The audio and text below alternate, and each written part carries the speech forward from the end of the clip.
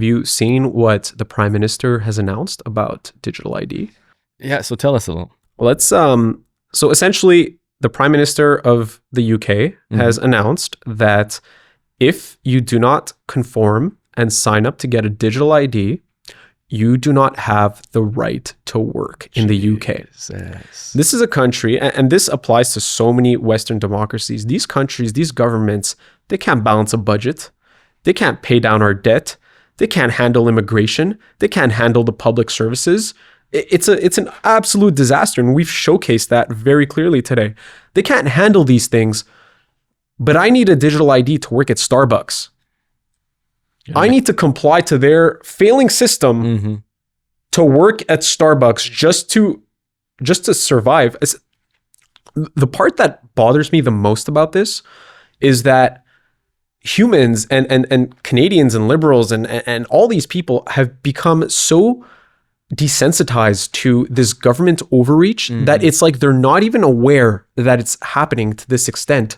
Yeah. And it's like the frog in a boiling water analogy. Have you ever heard that analogy? Yeah, but I'll share it with our viewers.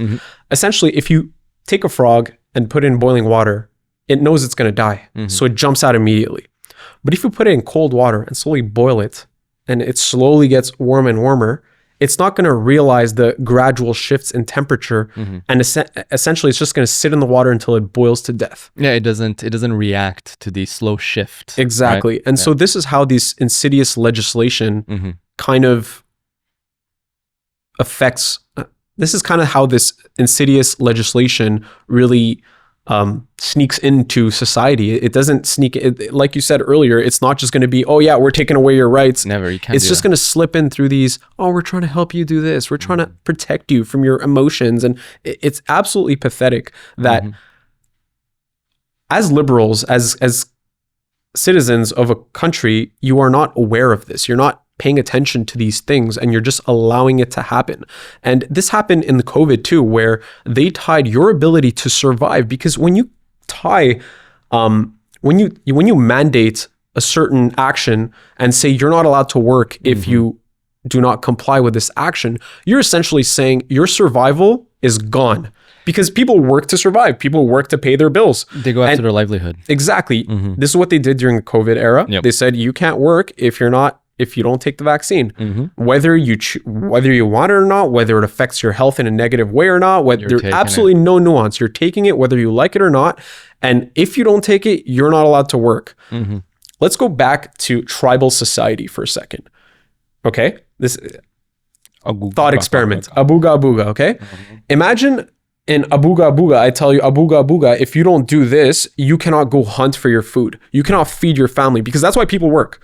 You cannot hunt for your food. You're going to take a rock and club me in the head until you can go hunt for your food. No one's stopping you from hunting for your food. That's a hate crime because you're Indian. But liberals and these unaware citizens, it's not just liberals, it's conservatives, it's everybody. I'm kind of taking a shot at the liberals because they kind of represent this movement rather. They do.